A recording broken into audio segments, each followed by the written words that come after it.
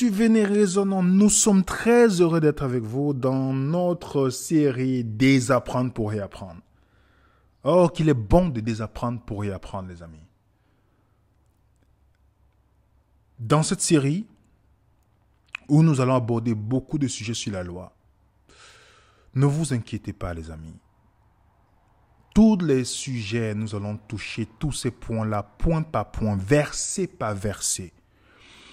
Nous avons eu beaucoup de retours sur Matthieu chapitre 5 et d'autres vidéos que nous avons faites sur les 10 commandements, sur la loi, où certaines personnes étaient surpris que même la loi de Moïse est écrite sur les tables de pierre. Beaucoup étaient surpris que ce n'est pas le mot commandement, mais c'est la loi, c'est la parole, 10 paroles de Dieu. Les lois de Moïse sont aussi considérées comme les paroles. Et Matthieu chapitre 5, je ne suis pas venu abolir la loi et les prophètes, mais accompli. Et vos retours nous prouvent quelque chose. C'est que nous devons étudier la Bible en étudiant vraiment le verset. Parce qu'avant, nous croyions autre chose lorsqu'on lisait ce verset. Et c'est ce qui est bien dans le Saint-Esprit, c'est qu'il ne nous disent pas, il ne nous montre pas une nouvelle chose. Il nous ouvre nos yeux pour qu'on puisse voir les choses telles qu'elles sont. Donc ne vous inquiétez pas, les amis.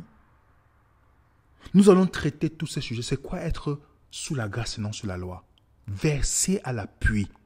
Pas selon la vision d'une dénomination, selon la vision biblique. Nous allons traiter c'est quoi la lettre de la loi et l'esprit de la loi. Donc ne vous précipitez pas à poser la question. Ça fait partie de notre programme. Ça fait partie de notre programme, les amis. Nous allons traiter. Est-ce que les 10 commandements sont universels? Nous allons traiter ce sujet-là. Parce que c'est très important de rétablir les choses. La Bible, c'est Jésus. Ce n'est pas autre chose. La Bible, c'est Jésus. Donc, nous avons notre adresse email que vous connaissez pour envoyer vos questions. C'est votre première fois sur notre chaîne Venez Raisonnons. N'hésitez pas à nous poser des questions. Par email, pas sur les commentaires. Parce que les commentaires, comme je vous dis, si vous avez une question importante, posez-les par email. Ok? Nous allons des questions-réponses que nous faisons souvent. Et aujourd'hui, notre sujet, qui a donné les 10 paroles? Parce qu'on a vu une vidéo ensemble, on a pu dire commandement. Les 10 paroles. Qui a donné les 10 paroles? Est-ce que c'est Dieu ou les anges? Pourquoi? Pourquoi? Il y a quelques jours, nous avons traité le sujet. Est-ce que Dieu a écrit les 10 paroles? Puisque ce n'est pas le mot commandement qui est en hébreu, hein, c'est paroles. Les 10 paroles avec ses doigts. Et on a eu quelques questions qui nous étonnent toujours parce que j'ai l'impression que c'est difficile. Je peux comprendre que les gens s'imaginent que Dieu a les doigts comme nous. On a donné quelques passages. Quand on parle du doigt de Dieu dans la Bible, on dit que Dieu écrit de son doigt. On a expliqué dans Exode 31, 18, c'est quoi le mot doigt? C'est Epsa. On a expliqué qu'en fait, quand on voit doigt de Dieu, Dieu n'est pas un homme, n'est pas un humain. Jésus le dit, Dieu est esprit. Il est esprit. Ok? Ça, c'est la Bible qui le dit. Et l'esprit n'a ni chair ni os. C'est pas moi qui le dis. Voilà les textes bibliques à l'appui. Malgré ça, il y a des gens qui viennent. Mais oui, on dit que dans Daniel chapitre 5, c'est Dieu qui écrit de son doigt. Ça veut dire que vous ne comprenez pas en fait. Ça veut dire que malgré les faits, c'est Jésus qui te dit que l'esprit n'a ni chair ni os. Malgré ça. Mais Dieu a formé l'homme à partir de ses mains.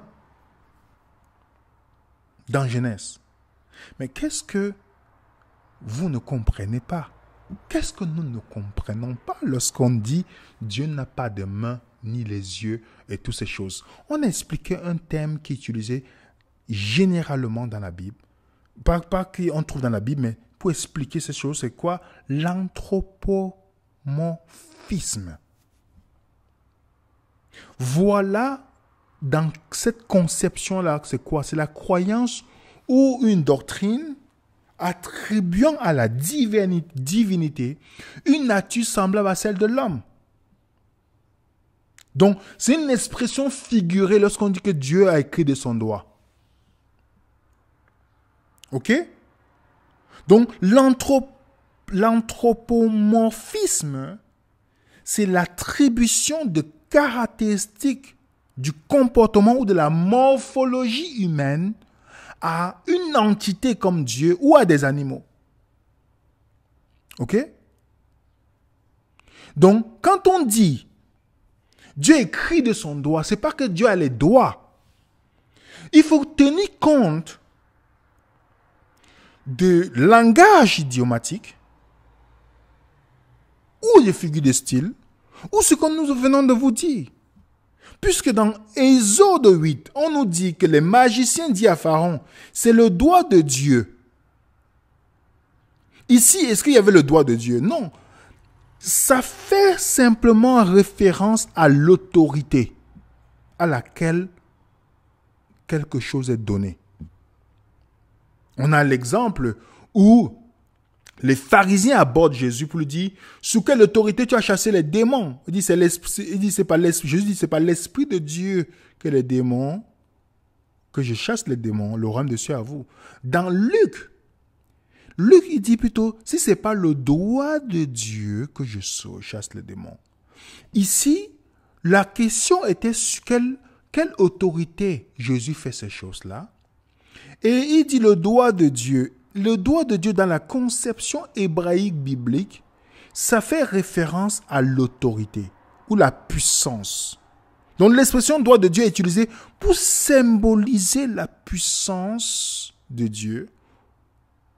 Ok? Voilà ce qu'il veut dire ici. Ça ne veut pas dire que Dieu a les doigts littéraux. Sortez ça dans votre esprit. Je sais, c'est difficile. Dieu a créé par sa parole, mais quand il a formé l'homme, ok? Mais ne pensez pas que Dieu est limité comme vous et moi qu'il a besoin d'une main pour former l'homme. C'est pourquoi les gens ont mis Dieu dans une boîte dans la religion. Donc ils le mettent à leur niveau de pensée. Et c'est ça qui est difficile. Donc quand on dit doigt de Dieu, ce n'est pas un doigt littéral.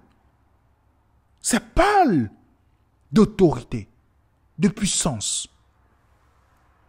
On a vu le Psaume 8 qui dit, quand je regarde les yeux, l'ouvrage de tes doigts. Est-ce que les doigts, Dieu a créé les cieux et la terre avec ses doigts? Non. Quand tu lis Genèse 1, le Psaume 33, verset 6 à 9, on nous dit, il a parlé simplement. Mais ça fait référence à quoi? À sa puissance, à son autorité. Vous comprenez? Est-ce que vous comprenez, les amis? Donc, on sait que ce n'est pas la parole que Dieu a créée. Est-ce que c'est clair pour chacun d'entre nous, là? Lorsque vous voyez le doigt de Dieu, ou vous voyez quelque chose, pensez à toutes les expressions qu'on vous a expliquées. Arrêtez de... Il faut qu'on étudie la Bible, qu'on ne limite pas Dieu, les amis, à notre vision humaine. Dieu n'a pas besoin des mains pour faire quelque chose. Donc, l'attribution que vous voyez, l'expression, partout il y a les expressions idiomatiques dans chaque pays. Ok? Donc maintenant, qui a donné la loi? À Moïse. Cette question a été posée. Nous allons expliquer qui a donné. Et nous allons expliquer aussi pourquoi. Pourquoi?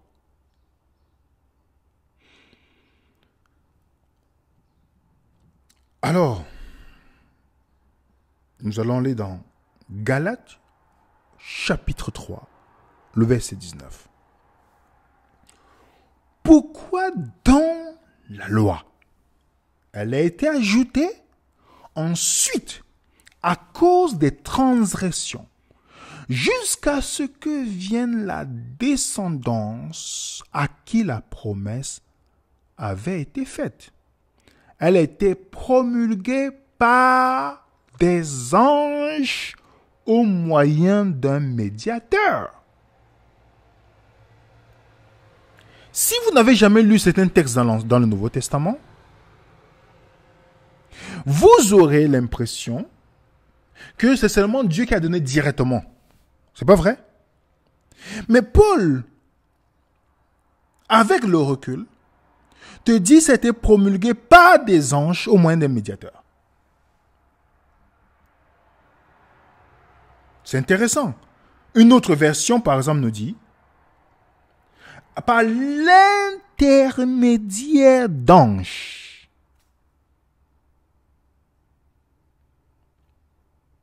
Ok? Et une autre version me dit ordonné par des anges. On est toujours dans Galates 3, 19.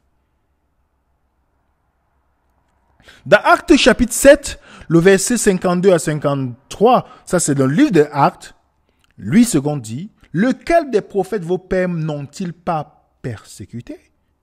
Ils ont tué ceux qui annonçaient d'avance la venue du juste, que vous avez livré maintenant, dont vous avez été les meurtriers, vous qui avez reçu la loi d'après des commandements d'anges, et qui ne l'avaient point gardée. Est-ce que vous voyez la précision ici? Pourquoi ajouter ange? La Semeur dit par l'intermédiaire des anges. On voit Galates, on voit Actes qui est écrit par Luc. La Osterwald dit vous qui avez reçu la loi par le ministère des anges et qui ne l'avez point gardée. Dans la tradition hébraïque, la loi, les lois, ou la loi, quand on dit la loi, ça veut dire qu'on inclut toutes les lois.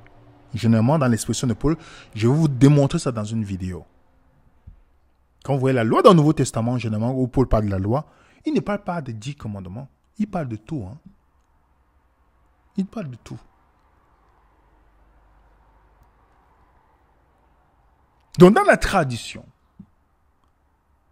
beaucoup de Juifs savent que la loi a été donnée par des anges. Je vous donne par exemple l'exemple de Flavie Joseph. Vous le connaissez, historien juif anti-chrétien. Il dit, pour nous-mêmes, nous avons appris de Dieu la plus excellente de nos doctrines et la partie la plus sainte de notre loi par des anges ou des ambassadeurs. Donc, cela reflète apparemment la pensée juive traditionnelle de l'époque. Donc, Paul reflète peut-être cette croyance. Oui. Donc, quand on lit, on se pose la question.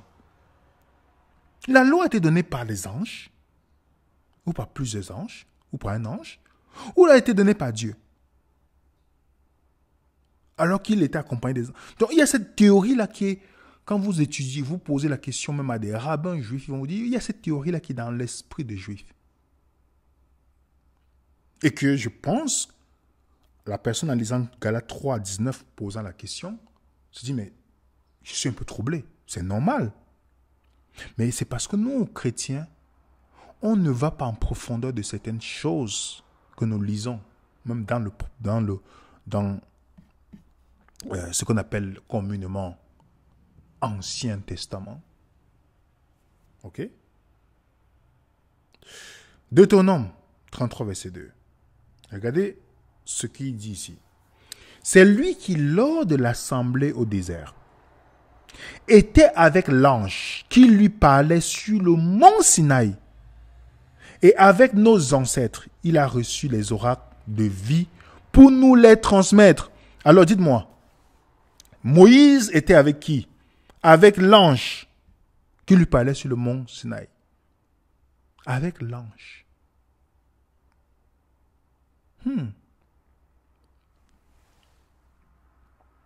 Puisque on sait très bien de quel ange il s'agit ici. Le Seigneur est venu sur le mont Sinaï comme le soleil. Il s'est levé pour son peuple du pays. Depuis la montagne des parents, il a donné sa lumière. Il est venu vers ceux qui sont à lui. Avec des milliers d'anges, il tenait dans sa main la loi brillante comme le feu. Ok, le Seigneur est venu avec des milliers d'anges. Ok? On dit des 10 milliers de saints. D'autres versions, la Martin qui le dit.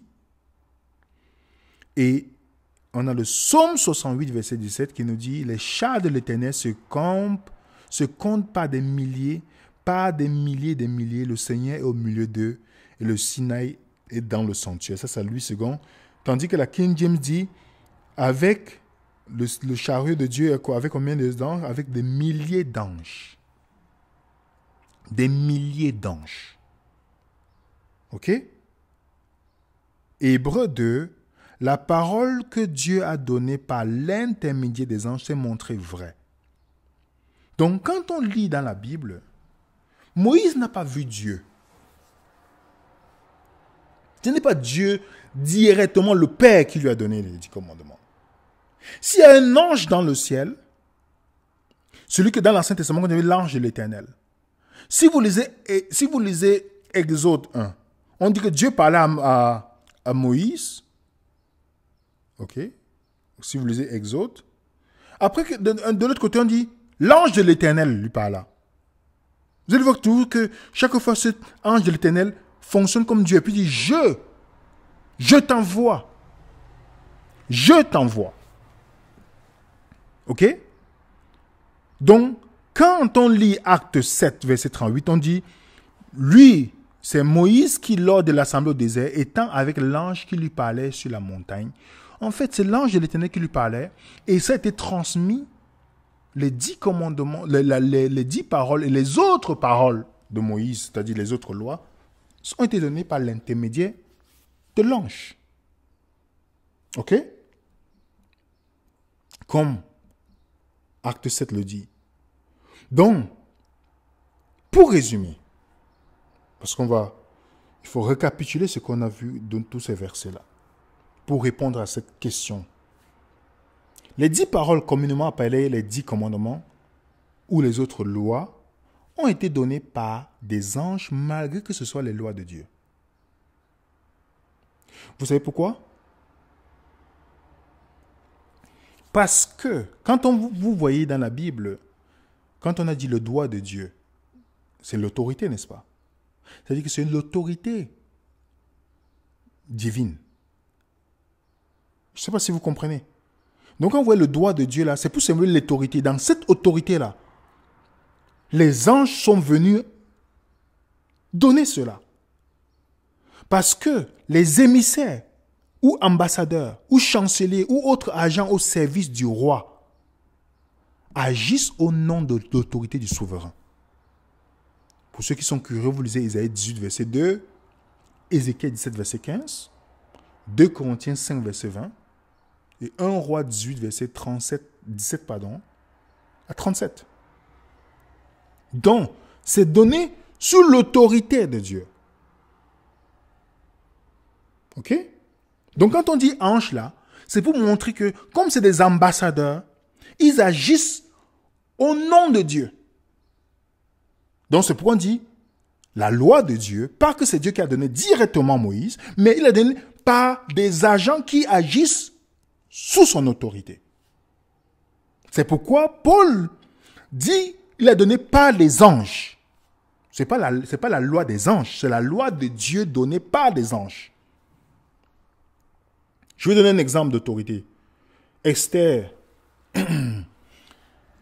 le 13e jour du premier mois, les secrétaires du roi furent appelés.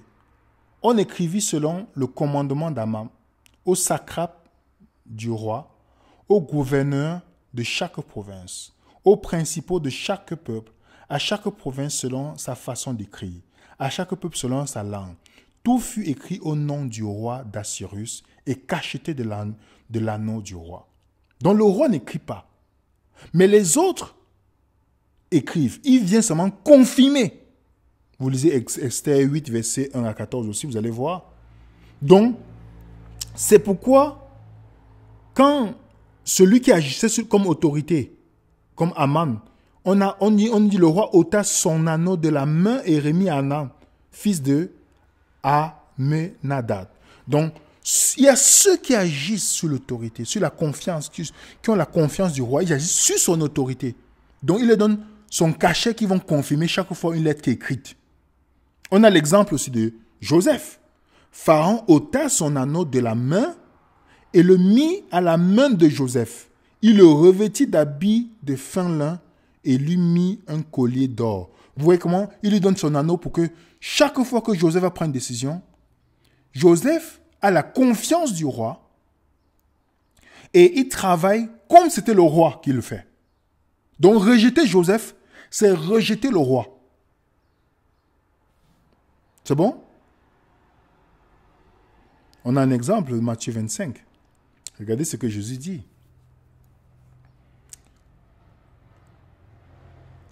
Et le roi leur répondra, je vous le dis en vérité, toutes les fois que vous avez fait ces choses à l'un de ces plus petits de mes frères, c'est à moi que vous les avez faites. Vous ne voyez pas ici, les amis?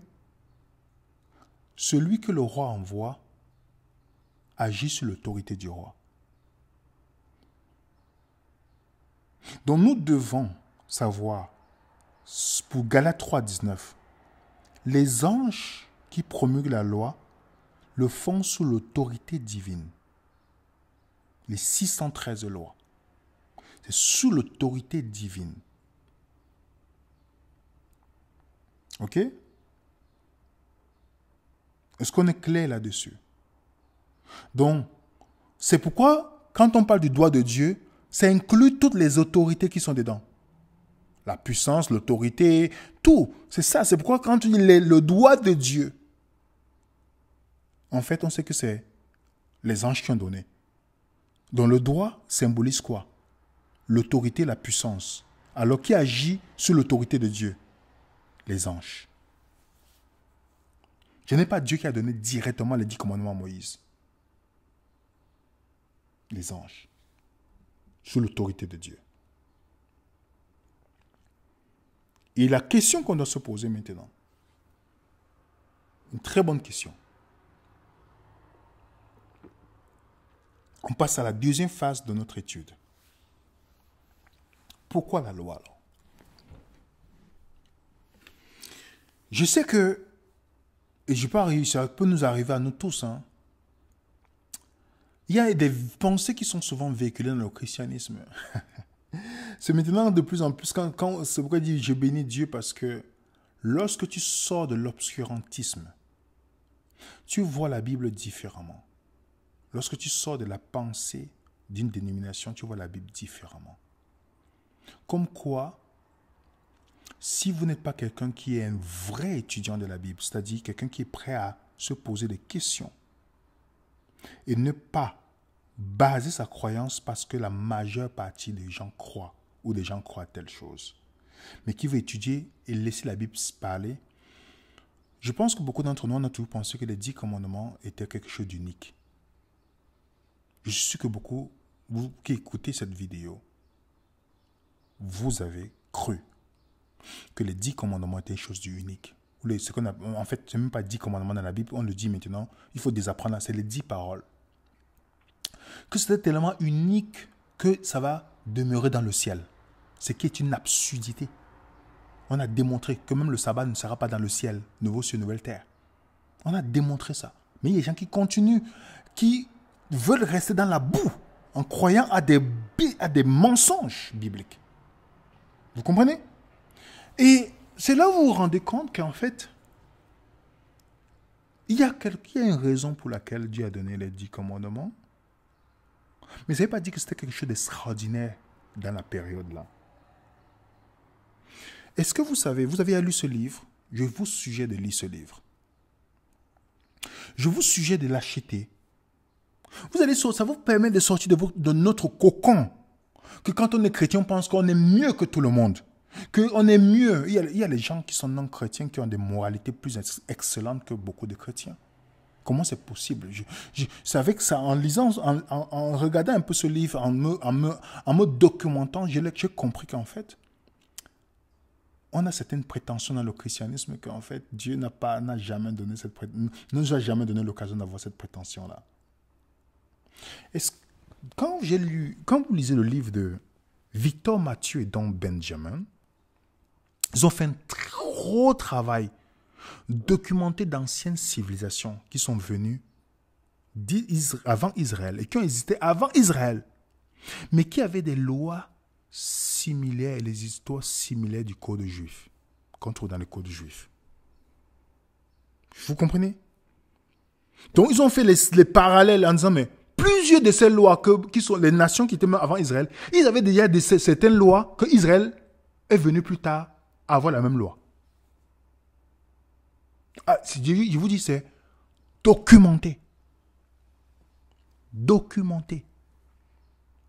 Encore, est-ce que vous avez entendu parler du code d'Hammurabi? Si vous êtes chrétien, vous devez le connaître. Si vous êtes chrétien, vous êtes intéressé à la part historique. Vous devez connaître les civilisations qui sont venues avant Israël, comme les Sumériens. Vous devez, parce que si vous ne connaissez pas, on peut vous tromper. Vous pouvez penser que Israël était les premiers à avoir la loi. Oh, magnifique. Non, non, non, non, non, non, non. Vous devez le savoir. Le code d'Hammurabi, c'est des lois qui existaient, les lois juridiques qui existaient avant Israël. Pas de National Geographic.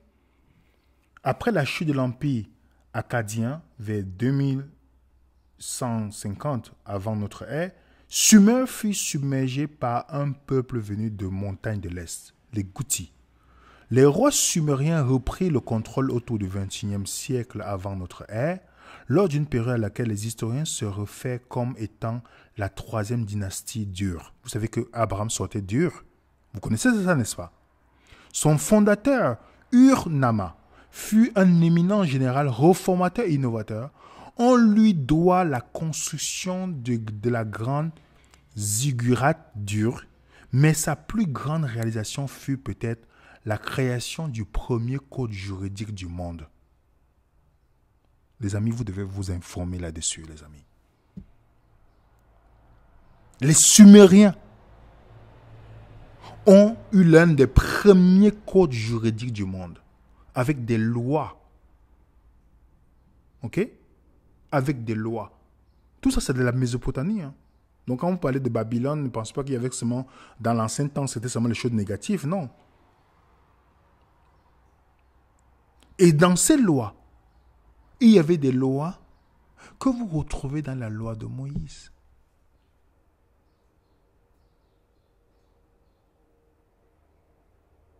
Je pense que beaucoup, peut-être des gens se disent, oh, mais je pensais que c'était nouveau, c'était unique. Il faut faire des recherches. Je vous donne un exemple. Si un homme a crevé l'œil d'un autre homme, il pèsera la moitié d'une mine d'argent. Si un homme a cassé les dents d'un autre homme, il paiera 2 cycles d'argent. Donc, sur le code du Hammurabi, si quelqu'un crevait l'œil d'un autre homme, il payait avec l'un des siens et même avec une dent. Quand vous entendez œil pour œil, dent pour dent, vous pensez que c'est quelque chose de nouveau que Moïse a créé? Vous pensez que c'était nouveau? C'était des codes. C'était des lois. Les gens pensent que la loi, c'est seulement, oh, Israël, c'est le peuple qui avait la loi. Non, non, non, non, non, non. Détrompez-vous. Si vous ne connaissez pas l'histoire, on peut vous emballer. Ça, c'est quelque chose que nous devons savoir. J'ai vu, il y a la loi sur la punition du vol, du viol, de l'adultère, de toutes ces choses. Il y avait toutes ces lois-là qui existaient avant que Moïse ne soit né.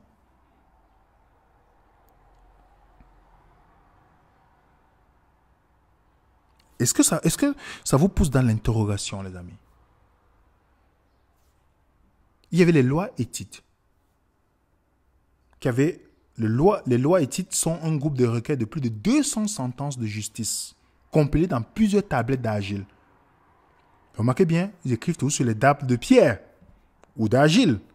Beaucoup de personnes pensent que c'est parce que Moïse a écrit sur les 10 commandements, les 10 paroles sur les tables de pierre, il a aussi écrit sur d'autres lois sur les tables de pierre. Pourquoi Moïse fait ça? C'était quelque chose qui existait depuis, les amis. Ça existait depuis. Il y avait les lois assyriennes. Ok? Donc, regardez ce livre, les amis. Parce qu'ils ont fait un gros travail. Dans tous ces codes où on voit les lois de tous ces pays, il y avait les lois contre le meurtre, contre l'esclavage, les blessures sur une femme enceinte, les fausses accusations, le vol, le viol, contre la sorcellerie, l'inceste. Je vous dis même l'inceste, le mensonge, ou quand tu as blessé ton prochain, le kidnapping. Donc, c'est que Victor Mathieu et Don Benjamin, ils ont fait un travail pour pouvoir faire le parallèle de ces anciennes civilisations qui sont venues d'Israël ou qui ont existé même avant Israël ou à l'époque d'Israël, qui avaient des lois similaires à des lois et des codes juifs. Donc ne pensez pas quand vous lisez les paroles, les lois qui sont dans le livre de Moïse, ne pensez pas que vous pensez que les autres vivaient dans l'anarchie. Non. Il faut sortir de ce christianisme-là. Les autres ne vivaient pas dans l'anarchie, les amis. Ils avaient des lois. Ils avaient des lois pour protéger l'orphelin, pour protéger l'esclave. Ils avaient des lois, les amis. Et même Paul, intellectuel comme il est, voilà ce que Paul déclare. Quand les païens qui n'ont point la loi font naturellement ce que prescrit la loi, ils sont eux qui n'ont point la loi, une loi pour eux-mêmes. Ils montrent que l'œuvre de la loi est écrite dans le cœur, leur conscience en rendant témoignage et leur pensée s'accusant, se défendant tour à tour.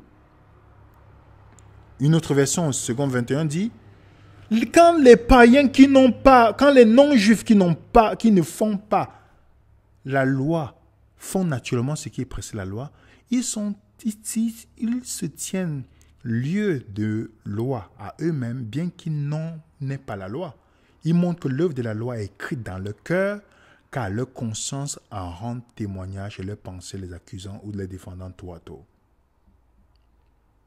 Quand les nations qui n'ont pas la loi font naturellement les choses de la loi, n'ayant pas la loi, elles sont la loi à elles-mêmes, elles montrent que leurs œuvres... Est-ce que vous comprenez que ne pensez pas que les païens vivent dans l'anarchie. Ils avaient des lois qui sont très intéressantes. Pourquoi? Parce que Dieu a créé ces créatures avec ce qu'on appelle une loi morale dans notre conscience. On n'a pas besoin de 10 paroles. En fait, les 10 paroles qu'on appelle les 10 commandements ne résument pas toutes les lois qui régissent la relation entre les humains. Comme quelqu'un dit, oh oui, les 6 derniers commandements, c'est la loi avec les humains. Est-ce que vous avez vu le vol? Est-ce que vous avez vu mentir dedans? Est-ce que vous avez vu frapper quelqu'un? Pourquoi vous pensez? Les gens sont tellement limités dans l'esprit en pensant que les 10 commandements peuvent être universels. Ce n'est pas universel. Et ce n'est pas unique. Non. Alors Pierre, ouvrant la parole, ouvrant la bouche, dit, en vérité, je reconnais que Dieu ne fait acception de personne, mais qu'en toute nation, celui qui le craint et qui pratique la justice lui est agréable. Dites-moi, en toute nation, celui qui le craint et qui pratique la justice, il pratique la nation là, vient vous demander les 10 commandements pour pratiquer la justice? Ou c'est selon la loi qu'ils ont? Vous n'avez pas remarqué que le meurtre est une loi universelle? Quand on est contre même Ben Laden, Tu tues son enfant, il va souffrir. Est-ce que vous ne voyez pas ça? Montrez-moi quelle nation, à part les religieux, parce que c'est les religieux qui sont prêts à tuer le prochain pour défendre leur foi. C'est pourquoi on dit, un religieux, c'est quelqu'un qui est perdu d'esprit, qui est simple d'esprit. Donc quelqu'un qui est simple d'esprit est une personne dangereuse. Parce qu'on peut le manipuler. Les gens tuent au nom de la religion. Ils parlent d'un Dieu bon, mais ils tuent au nom de la religion. Pas tuer seulement physiquement, mais dans la haine de leur prochain. Le religieux est plus dangereux que même l'athée, selon l'histoire. Parce que l'athée ne réclame pas Dieu. Vous voyez ça? Donc, dans toutes les nations, dans le monde, personne ne célèbre une loi pour dire on va mettre la loi pour le meurtre.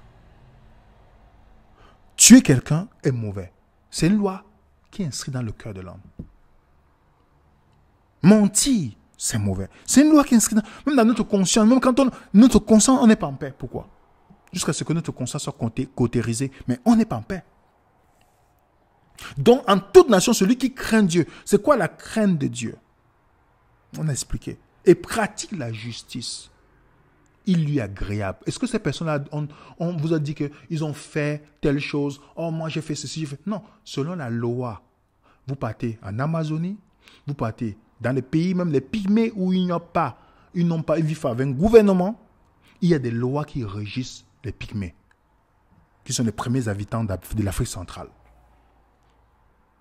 Vous partez dans les régions retirées où les gens vivent encore de la chasse et la cueillette, ils ont des lois qui les régissent. Ils sont pas pour le meurtre, pour le vol et toutes ces choses-là. Pourquoi? C'est qu'on s'est inscrit dans le cœur de l'homme. Donc ne pensez pas que les gens ont besoin d'avoir 10 commandements pour être sauvés. C'est ça que les gens... Parce que les gens ne comprennent pas. Ils pensent qu'il faut à tout prix cela pour montrer que tu es obéi à Dieu. Ça, c'est une vision étroite. Les lois existaient déjà avant.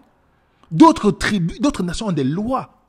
Moïse, quand il parle, vous lisez les 613 lois, paroles que, plus les 10 inclus à l'intérieur, vous comparez avec le code que je vous ai donné, vous allez voir que vous allez retrouver beaucoup de choses qui se répètent. C'est ce que l'étude a démontré. Les nations qui existaient avant Israël. Est-ce que vous le savez, les amis? Il y a quelques petites variances, mais vous allez voir qu'il y a beaucoup qui sont similaires. Donc c'est très important, nous chrétiens, de s'informer.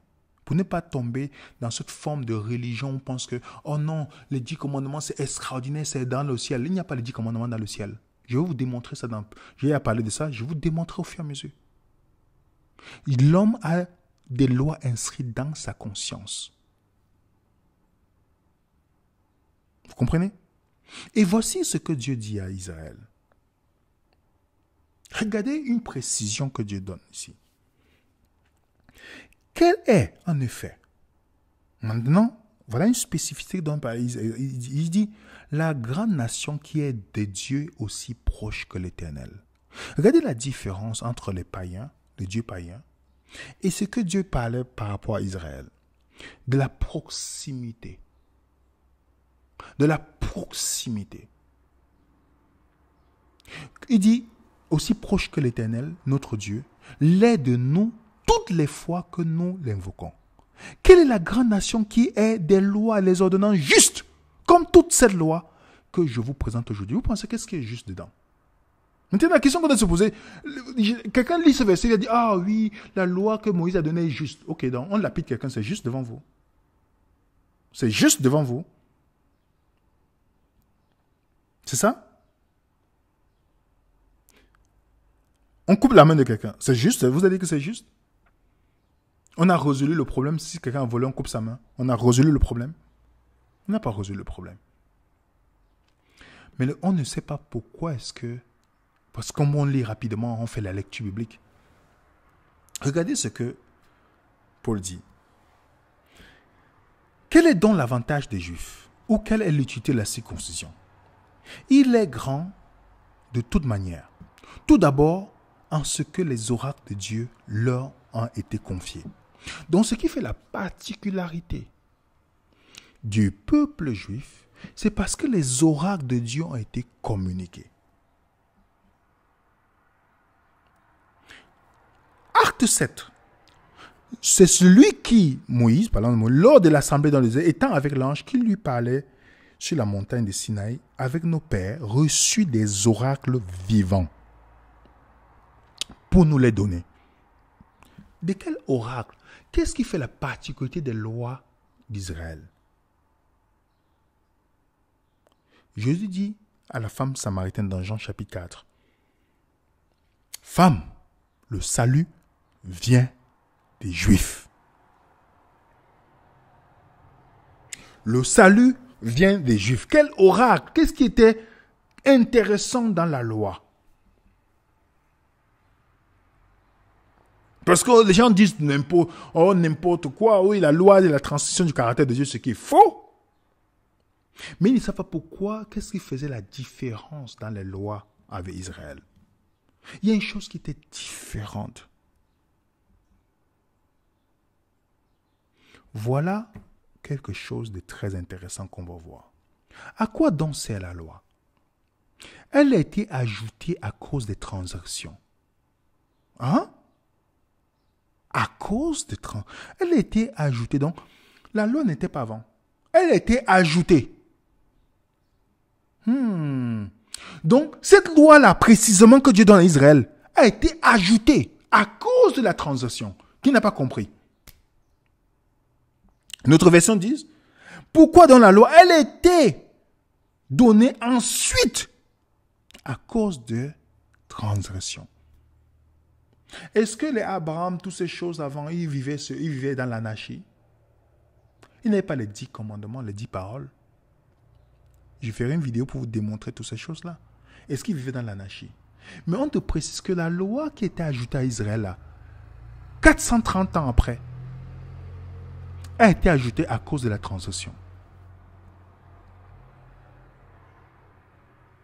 Ok? Elle a été ajoutée pour mettre en évidence la désobéissance des hommes à l'ordre divin. Le régime qu'elle a instauré devant rester en vigueur jusqu'à la venue de la descendance d'Abraham. Quelle descendance? Quelle descendance? La loi a été ajoutée pour faire connaître les actions contraires à la volonté de Dieu. Vous avez compris ça, les amis? Et c'est pourquoi, regardez dans Galates 3, 24, la loi était comme un pédagogue pour nous conduire à Christ, afin que nous fussions justifiés par la foi. La loi était quoi? Pédagogue. Ainsi, la loi était comme un guide, la seconde 21 dit, comme un guide chargé de nous conduire à Christ. Donc, qu'est-ce qui fait la particularité dans les lois que Israël a reçues? C'était que ça pointait à quelqu'un qui veut devenir sauver l'humanité. Contrairement à d'autres lois. Les lois là, ajoutées après la transaction, avaient pour but de pointer quelqu'un qui devait venir pour sauver l'humanité. Donc, toutes celles-ci, 113 lois, avaient pour but de nous conduire à Christ, afin que nous soyons déclarés justes, non pas sur la base de la loi, mais sur la base de la foi. Une autre version nous dit d'Abi, de sorte que la loi était notre conducteur jusqu'à Christ, afin que nous fussions justifiés sur le principe de la foi. La loi était notre pédagogue pour nous amener à Christ, Martin qui le dit, afin que nous soyons justifiés par la foi. Vous voyez comment, quand vous lisez plusieurs versions, en anglais ça dit schoolmaster, comme un guide. Je vous donne un exemple. Supposez, vous êtes chez vous, vous avez des enfants, mais vous devez faire quelque chose de très important et vous devez partir laisser vos enfants de 2 ans, 3 ans, 4 ans, 5 ans. Vous avez plusieurs enfants. Alors vous faites l'appel d'un baby sister, comment on appelle les nounous. Voilà. Baby sister en anglais, les nounous. La nounou a une autorité que vous lui donnez. Elle a une autorité et que vous lui conférez pour qu'elle puisse garder vos enfants. Vos enfants sont sous l'autorité jusqu'à ce que vous reveniez. On est d'accord? C'est un peu comme ça que la loi, le roi de la loi. Donc le mot pédagogue, ça vient du mot grec pédagogos. Pédagogos. Dont d'autres disent percepteur, conducteur. Ok? Mais qu'est-ce que Paul veut dire? Pédagogos était un esclave dans la société romaine qui était placé dans une position d'autorité sur les fils de son maître dès qu'il avait l'âge de 6 à 7 ans, jusqu'à ce qu'il atteigne la maturité. En plus de subvenir aux besoins physiques de ses enfants, tels que le bain, la nourriture et les vêtements, la protection contre tout danger, le pédagogos devait aussi s'assurer que les fils du maître allaient à l'école et faisaient leurs devoirs. En outre, il devait non seulement enseigner et pratiquer les vertus morales, mais aussi s'assurer que les fils apprennent et pratiquent les vertus eux-mêmes. Donc, bien que certains pédagogues fussent certainement aimables et aimés par les autres, donc, dans cette culture, ils devaient assurer une obéissance, non seulement par les menaces dures et les réprimandes, mais aussi par la flagellation et les bastonnades. Donc, la description de Paul de la loi comme pédagogue précise plus son interprétation de la loi. La loi a été ajoutée pour montrer le péché et donner l'instruction nécessaire. La nature même de cette tâche signifie que la loi a l'aspect négatif. La loi nous fait des reproches et condamne. Ok? Donc quand vous lisez le mot pédagogos, vous connaissez ce que dans la culture romaine, quand Paul évoque cela dans le grec, c'était l'esclave qui avait reçu une autorité sous les enfants de son maître et qui devait corriger dans l'obéissance, même pas le fouet, même pas tous les moyens possibles. Voilà pourquoi il dit ça. Il utilise cette expression pas au hasard. Et vous allez dire, mais la loi, les 10 commandements ne sont pas dedans. Non, c'est tout inclus dedans. Tout est inclus. C'est ce que quand il dit le mot la loi, je ferai une vidéo spécifiquement là-dessus. Il inclut tout. Tout. Et comme je venais à raisonner, on n'est pas sectaire. Même quand on n'est pas d'accord avec les faux enseignants, s'ils disent quelque chose qui est intéressant, on va le présenter. Pour l'ami adventiste qui a posé cette question, je lui ai renvoyé une citation de leur dirigeant, Madame White, qui dirige la pensée adventiste. Elle-même reconnaît, parce que bibliquement, ça c'est clair, elle dit dans le passage de Galates 3, 24, l'apôtre inspiré du Saint-Esprit a surtout voulu parler de la loi morale. C'est celle qui nous révèle le péché et nous fait éprouver le besoin de recourir à un sauveur pour obtenir le pardon de la paix. Il y a cette forme de dichotomie. Remarquez bien, si vous lisez la loi Galate que vous voyez, même elle-même reconnaît, vous lisez même dans ce livre, elle reconnaît que ça fait partie, ça inclut les 10 commandements et les lois cérémonielles. Vous comprenez? Donc, quand vous lisez Galates, ne pensez pas qu'il s'agit seulement de la loi cérémonielle. Il s'agit même des 10 commandements.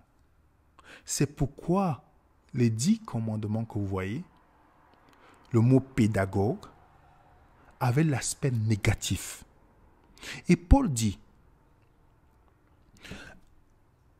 la loi a été le guide chargé de nous conduire à Christ, afin que nous soyons déclarés justes sur la base de la foi. Depuis que la foi est venue, nous ne sommes plus soumis sur ce guide-là. Je ne sais pas si vous avez vu les autres vidéos, si c'est la première fois que vous voyez la vidéo, si vous regardez les vidéos qu'on a fait précédemment, vous allez comprendre pourquoi il dit la loi et les prophètes ont prophétisé jusqu'à Jean.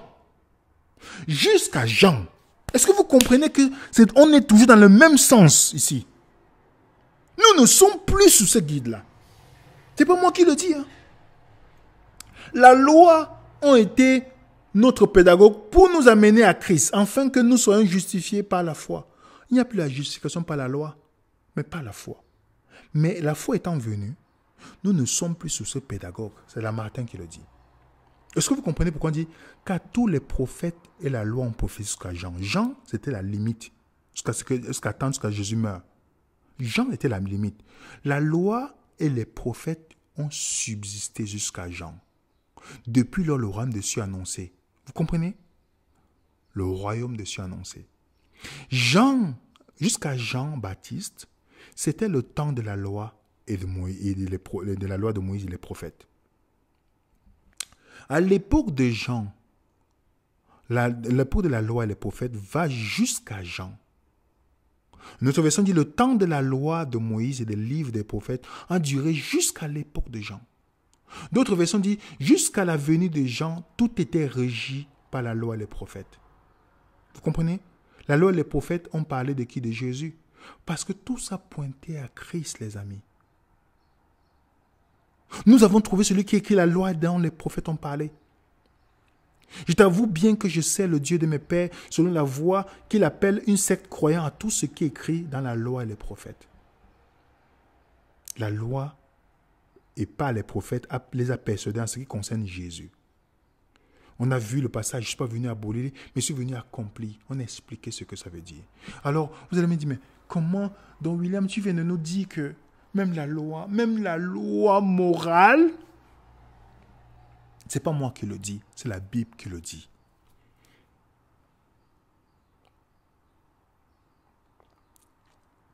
Un exemple. Regardez bien ceci. Comment les Juifs considèrent la loi. Vous pensez qu'ils parlent de 10 commandements seulement? Non. Les Juifs, j'ai compris que les Juifs ne font pas la différence. Quand ils comptent les 613, ils ne font pas de différence. Allez poser la question. Vous allez voir, vous demandez si ils font la différence. Posez la question. Marc 7, voilà ce que Jésus dit. Il leur dit encore, vous anéantissez fort le commandement de Dieu pour garder votre tradition. Car Moïse a dit, honore ton père et ta mère, et celui qui maudira son père et sa mère sera puni de mort. Maintenant, les amis, Jésus a cité, honore ton père et ta mère. Ça fait partie des 10 commandements, non? 10 paroles. Maintenant, celui qui maudira son père et sa mère sera puni. Mais comment Jésus appelle ça? Il dit, vous anéantissez les commandements de Dieu. Et après, pour les traditions, il dit, car Moïse a dit, honore ton père et ta mère, ça fait partie des 10 paroles, et celui qui maudira son père et sa mère sera puni de mort. Qu'est-ce qu'il considère comme commandement de Dieu? Vous avez vu, dis-moi où c'est écrit dans les 10 paroles, celui qui maudira son père et sa mère sera puni de mort. Jésus ne fait pas de distinction de commandement de Dieu. Si vous voulez trouver les références, vous allez dans ces deux passages. Exode 20, verset 12, honore ton père et ta mère. Celui qui maudira son père et sa mère sera puni de mort. Exode 21, verset 17. Il ne fait pas de distinction ici. Est-ce que vous voyez la différence? Il ne fait pas de distinction ici. Donc Moïse ne vous a-t-il pas donné la loi et nul ne l'observe? Pourquoi cherchez-vous à me faire mourir? Donc la loi, ce n'est pas une chose limitée seulement aux 10 paroles. C'est tout inclus quand Paul le dit. Ça, c'est cette vidéo. Il y a une suite, les amis. Ne vous inquiétez pas. Ne vous inquiétez pas, les amis. On est dans une suite logique. Et quand vous voyez la déclaration de Jésus, il dit, nous avons reçu de sa plénitude grâce pour grâce. Car la loi a été donnée par Moïse. Vous n'avez pas remarqué bien? On a reçu comment de la plénitude grâce pour grâce, n'est-ce pas? Regardez ce qui suit. Car la loi a été donnée par Moïse. La loi a été donnée par Moïse. Quelle loi? Toutes les lois. Et la grâce et la vérité sont venues par Christ. Jean présente la grâce comme une chose qui contraste la loi. Ça démontre que la grâce n'existait pas. On était sous l'administration de la loi. La grâce vient de Jésus et non de la loi. Et la vérité vient de Jésus et non pas Moïse. Aïe, aïe, aïe. Les amis, je ne sais pas si vous avez compris. La grâce et la vérité sont venues par Jésus. Donc, il présente un contraste ici, les amis. La grâce ne vient pas par Moïse. La vérité ne vient pas par Moïse. Par Jésus. Pourquoi la loi? La différence de la loi parmi les autres lois que les nations avaient, c'était parce que cette loi ajoutée, ces lois-là, qui ont été données spécifiquement à Israël, avaient pour but de nous conduire à Christ. D'autres lois de notre nation ne pointaient pas à un sauveur. Mais la loi là, ce qui faisait la particularité de la loi d'Israël, ça nous présentait un sauveur qui devait venir sauver l'humanité. C'est pourquoi il dit, elle a été ajoutée à la transition pour nous conduire à Christ. La différence, c'est que la loi qui était donnée à Israël devait les conduire à Christ, devait conduire à la venue de Christ. C'est pourquoi je dis, le salut vient des Juifs. Pas que les Juifs étaient mieux par rapport à l'aura que Dieu a donné. Je vous laisse avec ce verset de Jean 1, verset 16. Méditez là-dessus, étudiez. Parce que ça va faire l'objet de notre prochaine présentation, les amis. Je vous prie de bien vérifier. Étudiez cela. Vous allez comprendre pourquoi la loi est un pédagogue pour nous conduire à Christ. Vous allez me dire, mais il a pour faire n'importe quoi. Vous allez comprendre. Non. Ne soyez pas pressés. Il n'y a que dans l'ignorance de quelqu'un qui n'étudie pas la Bible qui pense que parce que on n'est plus sous la loi, qu'il pense que la loi était tout. Mais n'oublie pas que Jésus est plus important que la loi. Et vous allez comprendre c'est quoi être sous la grâce bibliquement. Moi, je n'avais jamais découvert cela. Donc, ça sera une première de vous présenter la vraie grâce divine. Pas la grâce des religions. Pas la grâce que vous avez apprise dans les religions. On va voir ensemble c'est quoi la vraie grâce divine. Et une fois, ça va permettre de répondre à la question. Hein, les amis? J'espère que on a répondu à la première question de la personne qui parlait de pourquoi les anges, on a parlé de l'autorité, même le droit inclus dedans. Et pourquoi la loi? Qu'est-ce qui est différent de toutes les lois que les autres nations avaient? Ça devait amener à Christ. Et donc, je vous laisse avec ce verset de Jean 1. Étudiez-le. La grâce et la vérité sont venues par Jésus. Sur ce, mettez un coup de pouce pour référencer cette vidéo, pour participer à que cette vidéo soit référencée. Prenez le document que nous allons mettre dans notre groupe Telegram. Vous étudiez tous ces versets qu'on a donnés. Vous étudiez pour vous-même. Et n'hésitez pas de vous abonner si c'est votre première fois. N'oublions pas d'étudier la Bible pour nous-mêmes, les amis. Pour nous-mêmes. On a besoin d'étudier la Bible pour nous-mêmes. De sortir de l'obscurantisme. De revenir à la lumière de la vérité qui est en Jésus. Beaucoup de systèmes religieux nous volent le Christ. Et Jésus est important au point où l'ennemi se fera tout subtilement pour que vous et moi, on puisse penser qu'on est avec Jésus, on suit Jésus. Mais non, on suit une religion. Les gens ne défendront pas. Remarquez bien, les religieux, ils défendent que leur doctrine, ils ne défendent pas Jésus. Chaque fois qu'on met Jésus au-dessus de la loi et de d'autres choses, ça les pose problème. Parce que c'était une autre chose qui était plus importante. Et vous allez voir, à la prochaine présentation, au fur et à mesure qu'on va avancer, vous allez voir pourquoi le Christ, il n'a pas cette place dans votre vie, dans la mienne et la vôtre, nous serons des sujets très faciles de tomber sous la religiosité et en fait, sous la domination de l'ennemi, bien qu'on pense qu'on soit religieux. Bonne semaine à tous, bon après-midi, bonne journée. Merci à vous, tous vos messages, à vos commentaires. Dites-nous ce que dans le commentaire, ce qui vous a marqué dans l'étude. Et si vous avez des questions, voilà notre adresse email. Que la paix du Seigneur soit avec vous. Et encore, à très bientôt sur Venez Raisonnons, les amis.